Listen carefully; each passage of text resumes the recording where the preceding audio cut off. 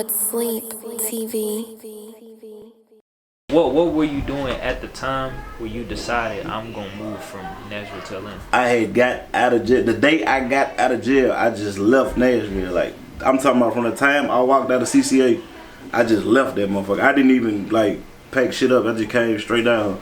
But that's what made me leave though. It's like, alright, from the time I was 17 to I moved from Nashville when I was 24. So from the time I was 17 to 24, I just kept going back and forth to jail, back and forth to jail, back and forth to jail. It's like I go to jail at least 2 times a year. Since I was 17 to 24, it's just like I couldn't stop getting, cause this home though, you feel me? Yeah. And it ain't shit to do down here, so you gonna find something to do. Yeah. And this shit I'm doing just keep getting me in jail though, you feel me? I'm like, it get to the point where it's like, what the fuck am I doing, bro? I gotta get the fuck out of here, bro, you feel me? So before I had ended up getting locked up, I was already in the process of leaving. That's the crazy part. The day, alright, so when I got locked up the last time I had to lay down, I was already out on 2 bonds though, you feel me? I had got locked up October. This was 2013 before I left. I was believing the beginning of 2014, ended up getting locked up and had to do a stretch, but alright, so October 2013 I caught a charge. Then in December 2013 I caught another charge. So I was already out on 1 bond, had to bond out again. Then I be damned, so came January of 2014, me and my girl, we was like, fuck it, we leaving. But my mama had stayed in the A. So she had been trying to get me to move like out of the city, like out of Nashville and shit. But I was like, I ain't leaving though. That's why I'm making my bread. I ain't leaving, you feel me? Yeah, I feel you.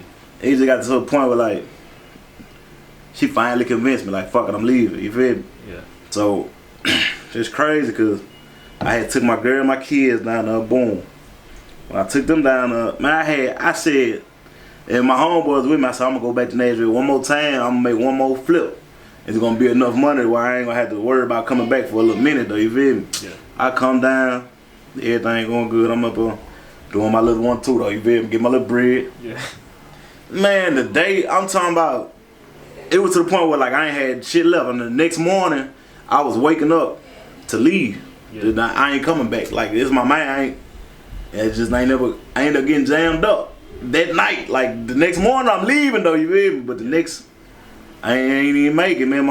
I ended up catching another charge, but this time it's the 3rd. I'm already out on 2 bonds though, you feel me? Don't they give you like 3 strikes or something like that? Nah, they got a 3 strike law, but this ain't these like the 2. Oh, you know, I'm just asking. Nashville don't really do it. I don't think we ain't got no 3 strike law down here. I know niggas with like 6-7 felonies and shit. That's like mainly like California. I think California got the 3 strike. I think Texas got that shit. We don't got that shit down here though. Yeah, but yeah, that's it. That shit they never had. I ended up getting locked up. But so when I got out, I was already in the process of moving anyway before I went in. So when I got out my gallery, I had everything situated. So shit, by then I just got out and just went straight to the A. I ain't looked back since.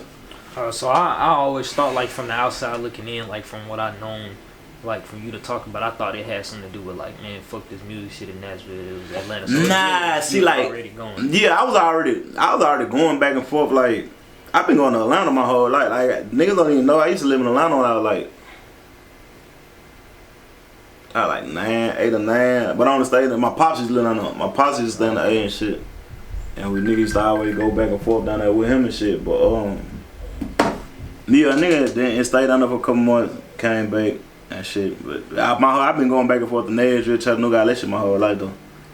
And then my mom's had stayed down there. She moved too though, but she was staying down there. So yeah, I've been going back and forth with that shit. But when I ain't gonna say a nigga didn't move down on some music shit too though. Like a nigga moved down there. Of course, in my mind, I always had the mind frame like it's gonna be better than Nashville. And like to the point where I know I'm gonna have more opportunity there doing some music shit. Whether it's rapping or just meeting connections. Cause sometimes it don't even be like these niggas be trying to be the best rappers and shit. And sometimes it don't even be about the rappers. Like you could be the sorry rapper and still blow. It's shit about who you know. And I just felt like Nashville ain't got enough connections to what a nigga was trying to do though, you feel me? Yeah. If I would've stayed here, a nigga at the time, yeah, now Nashville got some shit going on. But at the time, it was just like, it just felt like a nigga was going in circles. And I just wanted a new start, like, say fuck it, like, just do some different shit. Yeah.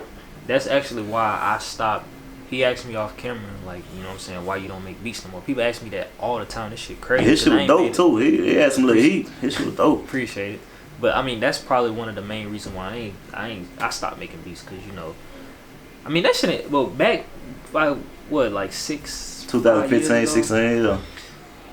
That shit was not easy, bro. I'm telling you, like, it wasn't really. Nigga, that shit ain't easy now. Well, I know that. But it's easier though. Easier, Yeah, because they got like beat store, like beat stars and every you got beat beat and stars. I mean, shit. you got actually, like, you got artists that like people is listening to. Out Right. Too. So it's somewhat easier to get your beats out. Oh, you were talking about it ain't easy as far as the Nashville scene though. Yeah. I'm just talking about just Nashville. Like, you know what I'm saying? You kind of. I ain't gonna lie, Bandplay opened the doors for that shit. Yeah. You know, my cousin and shit. Bandplay opened the doors, and like it's other producers like my brother Steve O Dimension. Like they had the Beats by Gotham. I remember that. Yeah, that's my brother. You know, he stay right around the corner. That's my brother and shit.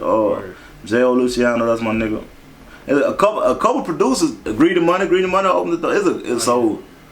But I ain't gonna lie, I did an interview with Calm Down TV. You know, my nigga though. Yeah. And this was like 2-3 years ago, and it had made, like, everybody had got made. It was like when I did the shit and he dropped it. There was like a lot of feedback behind it. Yeah, because at the time I had in the interview, like, you can still go look it up. On the interview I said that Nashville didn't have his own sound, which it don't. At the time though, it's just not really starting though. I still don't think it do. I don't think it do. To this day, I still don't feel like it do.